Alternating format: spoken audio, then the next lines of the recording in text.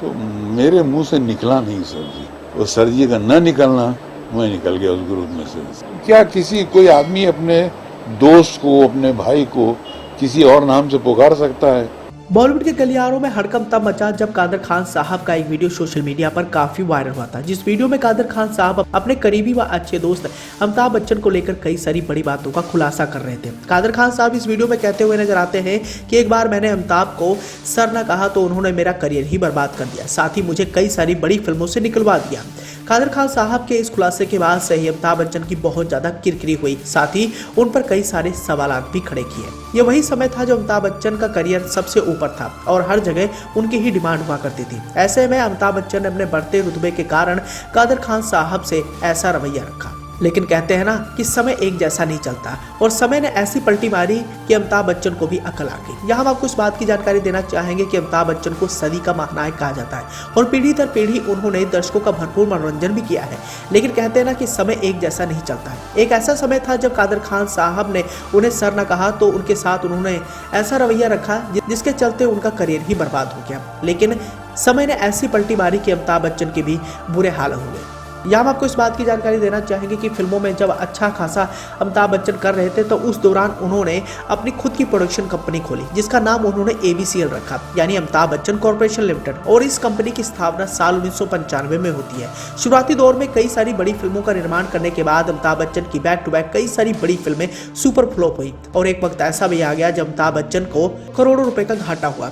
बताया तो ये भी जाता है कि अमिताभ बच्चन की हालत बहुत ज़्यादा खराब हो गई थी और लेनदारों की लंबी कतार उनके घर के बाहर खड़ी रहती थी। ऐसे में अमिताभ बच्चन को कुछ भी नहीं समझ में आ रहा था। एक ऐसा समय था जब अमिताभ बच्चन फिल्मों में अच्छा खासा काम कर रहे थे और उनके पास काफ़ी धन दौलत था। लेकिन ABCL के बर्बाद होने के बाद अमिताभ बच्चन को एक बड़ा झटका लगा था और बताया जाता है कि उस दौरान उन्हें कोई भी निर्माता निर्देशक अपनी फिल्म में कास्ट भी नहीं कर रहा था।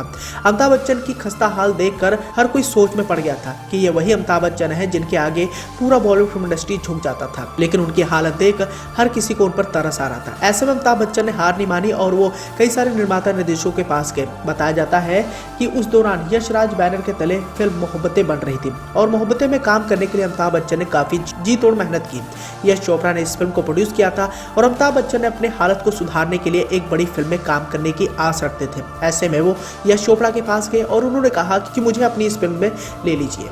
यश चोपड़ा अमिताभ बच्चन के काफी करीबी थे। ऐसे में उन्होंने निराश उन्हें नहीं किया और फिर मोहब्बतें में अमिताभ बच्चन की एंट्री हुई। यहाँ हम आपको इस बात की जानकारी देना चाहेंगे कि आदित्य चोपड़ा के निर्देशन में बनी फिल्म मोहब्बतें की शूटिंग के दौरान अमिताभ बच्चन को अपनी जिंदगी का सबसे बड़ा झटका लगा था। बताया जाता है जब फिल्म की शूटिंग चल रही थी तो फिल्म के लीड हीरो शाहरुख खान थे और शाहरुख खान उस दौरान अपने करियर के पीक पर थे। इतने नहीं, अमिताभ बच्चन उनके सामने एक छोटे कलाकार बन गए थे। बताया जाता है कि फिल्म के सेट पर अमिताभ बच्चन को वो इज्जत नहीं मिलती थी जो शाहरुख खान को मिलती थी।